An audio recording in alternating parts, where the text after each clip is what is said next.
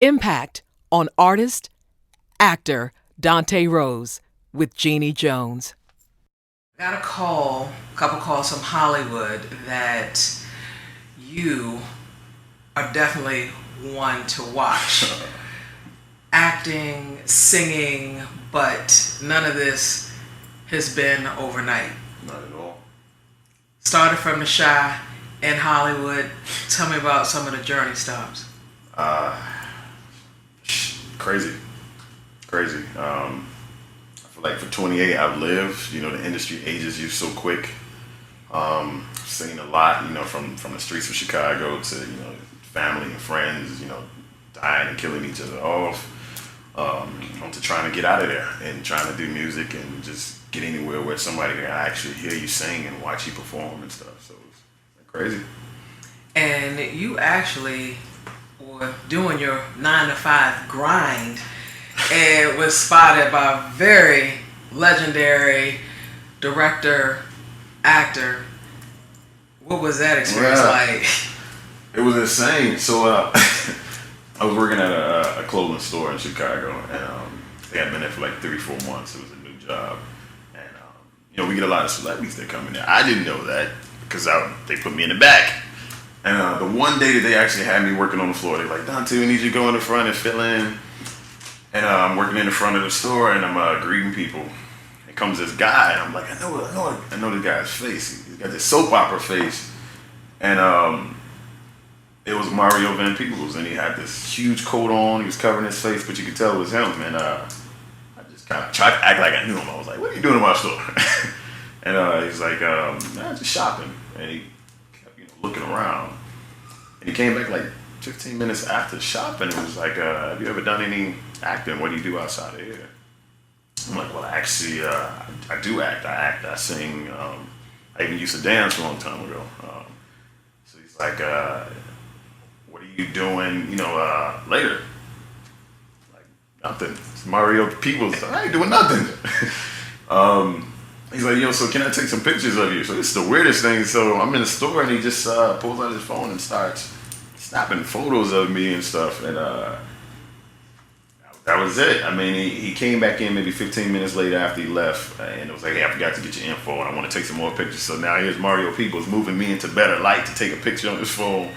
And he left out, and I got a call on the job because that was the only number that he kept for me about a month later saying, "We wanted you to come and work on Empire. You were handpicked by Mario Peebles to be on this show." And, Just like that. Just like that. So what were you wearing that day?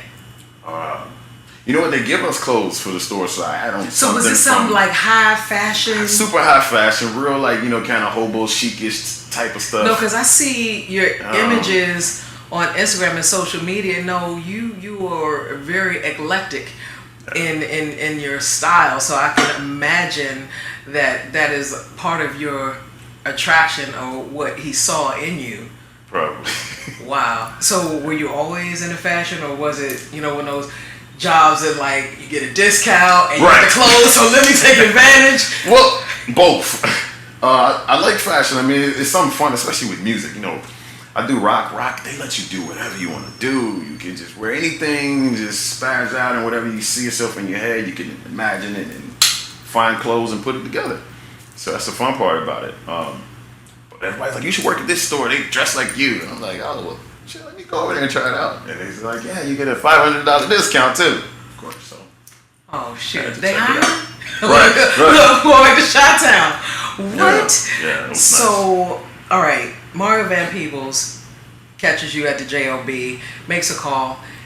They like what they see. Obviously, the cast and director. You're part of this.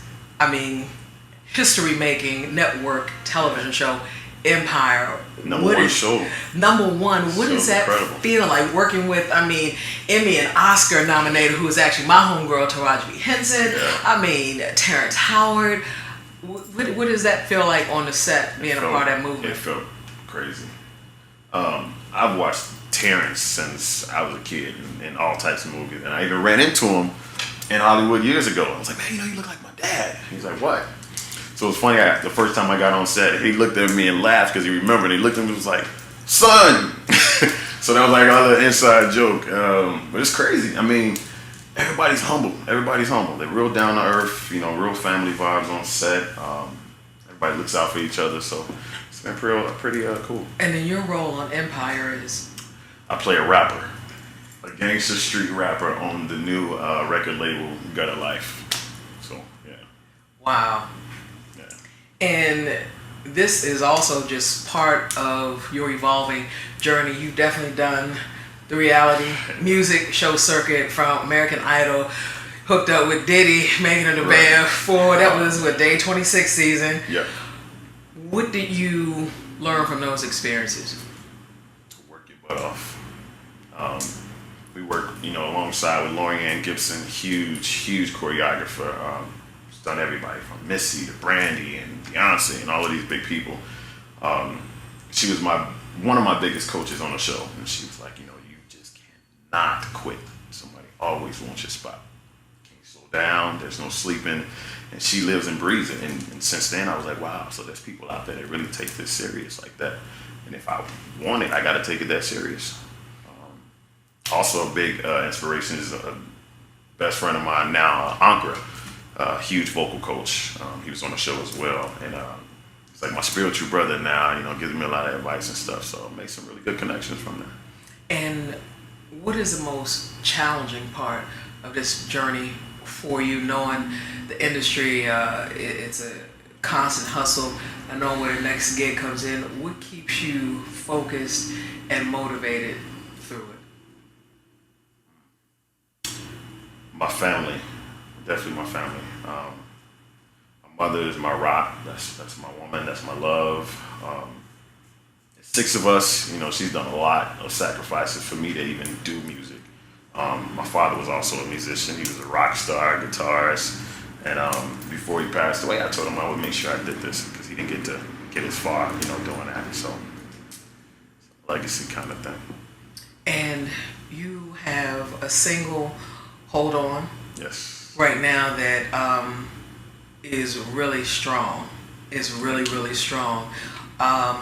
Would you serenade the ladies in a little bit and let them know why it's like that? Why they need to hold on to Dante Roze? Hold on to me.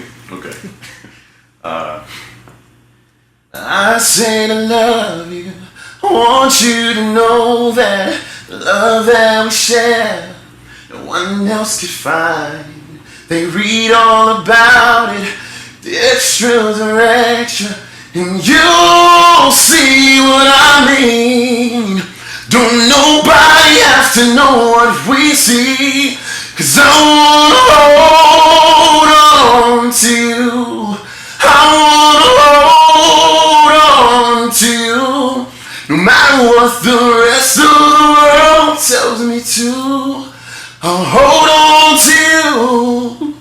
I mean, that's it. Just hold on. Yes, just hold on. Just hold on. Incredible. Even when it gets crazy. Even when it gets crazy. Yeah. And what impact do you want people to get from your art at the end of the day? To just be unapologetically yourself. Be as raw as you can be. Give whatever it is creatively that you want to give your heart, give your soul into it. Just not to be afraid of how somebody's going to perceive it. You know, let them perceive what you are, whatever you are.